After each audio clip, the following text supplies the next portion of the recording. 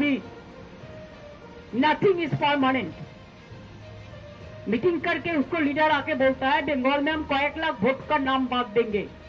आप कहिए अभी natural calamities, rainy season, festival, इसमें 15 दिन का अंदर ऐसा थोड़ा ही होता है, सबको नाम तुलना पड़ेगा।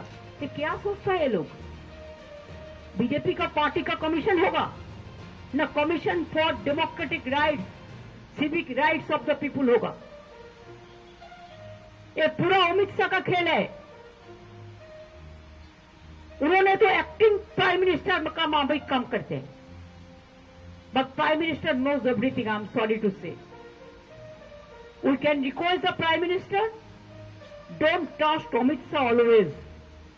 एक दिन वो आपका बड़ा मिर्जाफर हो जाएगा, पहले से ख्याल कीजिए। नमस्कार, मैं हूं विजयश्री और स्वागत है आपका सियासत नगरी में। पश्चिम बंगाल की मुख्यमंत्री और तृणमूल कांग्रेस प्रमुख ममता बनर्जी ने बुधवार को केंद्रीय गृह मंत्री अमित शाह पर अब तक का सबसे तीखा हमला बोला है। उत्तर बंगाल के बाढ़ और भूस्खलन प्रभावित इलाकों का दौरा करने के बाद ममता बनर्जी ने अमित शाह को निशाने पर लेते हुए कहा, अमित शाह कार्यवाहक प्रधानमंत्री की तरह बर्ताव कर रहे हैं, लेकिन प्रधानमंत्री नरेंद्र मोदी को उन पर इतना भरोसा नहीं करना चाहिए। एक दिन वही उनके मीर जाफर साबित होंगे। ममता बनर्जी का यह बयान राजनीतिक हलकों में हलचल मचा गया है। उन्होंने कहा कि अमित शाह जिस तरह से केंद्र के फैसलों और एजेंसियों पर पकड़ बनाए हुए हैं, वह दर्शाता है कि वह खुद को पीएम समझने लगे हैं। उन्होंने 18वीं सदी के ऐतिहासिक मीर जाफर प्रसंग का हवाला देते हुए कहा कि जिस तरह मीर जाफर ने सिराजुद्दौला को धोखा देकर अंग्रेजों से हाथ मिला लिया था, उसी तरह अमित शाह भी मोदी के साथ वही कर सकते हैं। ममता ने कहा, सुबह का भूला अगर शाम को लौट आए तो अच्छा है, लेकिन अमित शाह तो सुबह ही दिन दिखा रहे हैं। मुख्यमंत्री ने इसके साथ ही भाजपा और चुनाव आयोग पर भी गंभीर आरोप लगाए।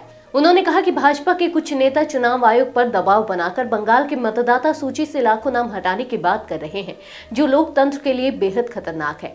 ममता ने सवाल उठाया, क्या चुनाव आयोग भाजपा के इशारे पर काम कर रहा है या फिर देश के नागरिकों के लोकतांत्रिक अधिकारों की रक्षा के लिए?